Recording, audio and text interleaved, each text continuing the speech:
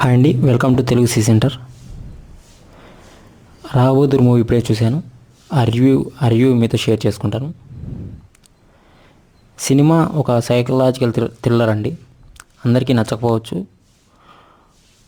So ముఖ్యంగా ముందుగా positive విషయాలకు వస్తే, ఈ సినిమా ఒక different and psychological drama. Commercial సినిమాలకు చాలా భిన్నంగా కథను చెప్పే ప్రయత్నం చేశారు. అయితే సత్యదేవ్ తన నటనతో ఈ సినిమా విజయాలపై మోసాడని చెప్పాలి.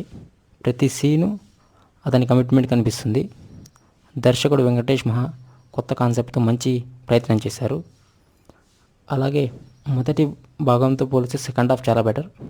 కథ ఆసక్తికరంగా మరియు చివరకు మంచి ఎమోషనల్ మరియు మీనింగ్ఫుల్ క్లైమాక్స్తో ముగుస్తుంది.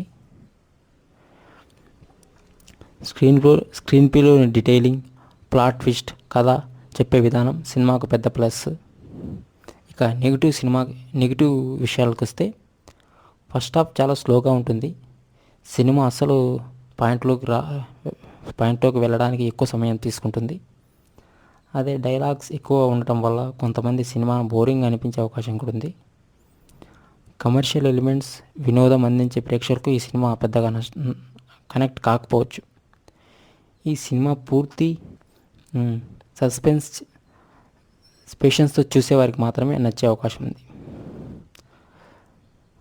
ఫైనల్గా రాబోదూర్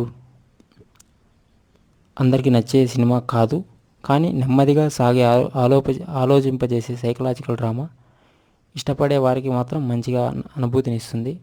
సత్యదేవ్ నటన, సెకండ్ హాఫ్ స్క్రీన్ ప్లే కోసం ఒకసారి చూడొచ్చు. సో మన రేటింగ్ వచ్చి 2.75. థ్యాంక్ యూ అండి.